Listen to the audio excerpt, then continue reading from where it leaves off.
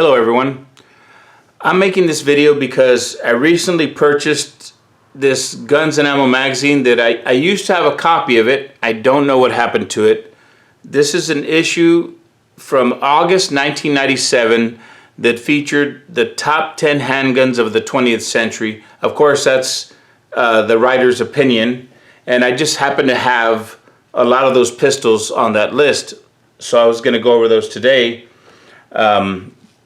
Now, in the article, the first criteria was that these handguns were, quote, service caliber autos and revolvers.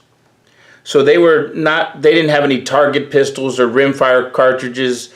They were strictly pistols that were used by law enforcement and military. And because the article came out in 1997, the second criteria was that the pistols could not have been made prior to 1900. So they were basically from 1900 to 1997. And I'm going to just read the first two because I don't have them. But the first pistol on the list is called the Colt Police Positive Special, and it was introduced in 1905. And it's a revolver chambered in .38 Special, and that was used by the police. My grandfather owned that pistol, and it's now in my father's possession, and I will eventually inherit that, but hopefully that's many, many years away. The second pistol on the list is called the Smith & Wesson Hand Ejector, and that was introduced in 1908. They were used in World War I and II as the Model 17, and they were chambered in .45 ACP, automatic Colt pistol. And you had to use moon clips with the ACP rounds, but you could also put, I believe they were called .45 long Colt. You can correct me if I'm wrong on that, but it was a revolver cartridge that was rimmed so that it wouldn't fall through the cylinder. That pistol, also my father has that pistol. Now the third pistol on the list is the Colt 1911, and I have a copy. It's a Rock Island Armory 1911 copy, and this one's a 9mm. But the original government model, first of all, was designed by John Moses Browning. Now my father does have that pistol as well, and his is a government model. It was made by Ithaca and Remington Rand. I believe the slide and frame don't match. It was a demilitarized rifle demilitarized pistol that back in the day the gunsmiths would salvage them, and I believe he paid $90 for it and had to put it on layaway. And that was back in the 60s. So like I said, this is a copy made by Rock Island Armory. So the government model, I think I was saying that it was designed by John Moses Browning and was chambered in .45 ACP or .45 automatic Colt pistol. It had a single stack 7-round magazine. Again, this is 9mm. Single stack 7-round magazine. It was single action. The pistol had a grip safety. It had the half cock safety, and then it had the manual safety. Now the pistol does not have a firing pin block, so if you're going to carry this pistol, it'd be advisable to carry it in, condition 1 or cocked and locked as it is here. Round chambered. None of these pistols have ammunition in them, but just for the sake of argument, it's round chambered, hammer cocked, safety on. This is condition 1. The next pistol on the list, the third pistol, is the Webley Mark 6 revolver. And I don't have one. I've never even seen one in person, so I don't know anything about that pistol. You could provide information in the comment section. I'd really appreciate that. So the next pistol on the list that I have is the Browning High Power.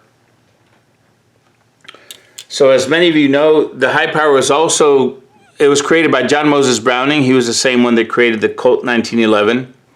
However, this pistol is chambered in 9mm, and it's a double stack magazine, but this pistol is also single action, just like the 1911, and it does have the half cock safety, and a manual safety. Now it does not have the grip safety, but it does have a magazine safety.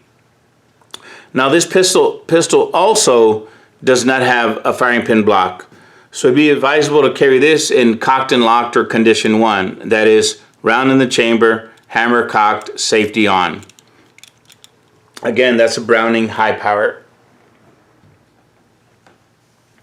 So the next pistol on the list is the Tokarevs. They were made by Soviet bloc countries.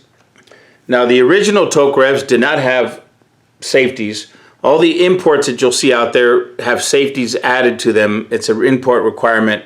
Now the original models were chambered in 7.62 by 25. This one, as you can see, is a 9mm. This is a copy of a Tokarev. So the original Tokarevs were single stacked 7.62 by 25, and they featured no external safety, just the half cock safety. Now this Norinco has, and according to the article, the Norincos were manufactured for the commercial market, and they were manufactured with safety. So this is a factory safety. So this pistol does not have a firing pin block, but it does have a half cock safety, and then it does have the manual safety, and it actually has a magazine safety. So this pistol, due to the awkward position of the safety, having to pull it back to fire it, it might be easier to carry it, to chamber around and then carry it in the half cock, so that when you're getting ready to shoot it, you can just pull the hammer back and fire it. So that's the Soviet model Tokarev. The next pistol on the list is a Walther P38. I don't have a copy of that. The 8th pistol on the list is a CZ75. It was made in Czechoslovakia. This is actually the first pistol I ever purchased. I was in the United States Army, and I bought it from a fellow Army buddy. He had purchased this in Germany and brought it back to the United States, so it has no import markings. Now, he did have it re-blued, because I think the original finish was that enamel, and I guess it was wearing off, so he re-blued it. But this is, I believe it's like the 2nd generation, because it doesn't have that slide cut that goes all the way to the back here. So this pistol is single action, double action. You can see the hammer there. It's single action, double action, 9mm. It does have a double stack magazine. It has the half cock safety as well as the manual safety. Now, because this pistol is double action, I would carry this. I guess you could argue this would be condition 2. It'd be round in the chamber, half cock, so that all you have to do is grab it and pull the trigger and fire, because the condition 2 is having a round in the chamber and having the hammer down. But because this does not have a firing pin block, it'd be advisable to have it in half cock, but you could still fire it from half cock. So again, this is a CZ75. The next pistol is the Beretta 92 series. Now, this is the second pistol I purchased. I was still in the Army when I purchased this pistol. This is a 92 FS. So the 92 FS is a double action. Again, you can see the trigger there, the hammer, I'm sorry. It's a double action, single action, 9mm, double stacked pistol. Now, originally, it had a decocker slash safety. So if I cock it and I decock it, and I'm going to hold the safety down just to show you. When I decocked it, the safety would stay down, and then you can see that it does have a firing pin block there.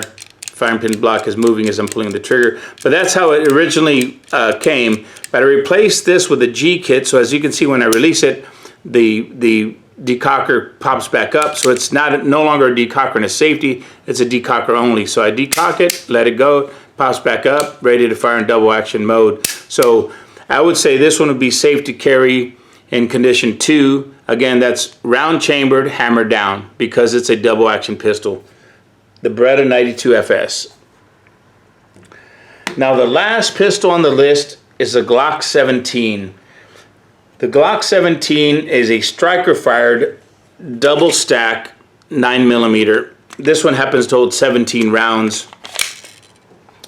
Now, it doesn't have an external safety. This is the slide catch there.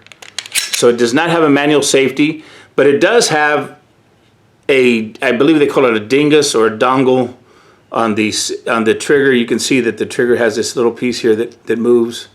So if I'm going to push on the trigger, but I'm not going to push that safety in, so you can see it won't fire. But then when I push that dingus in and push the trigger, it will fire.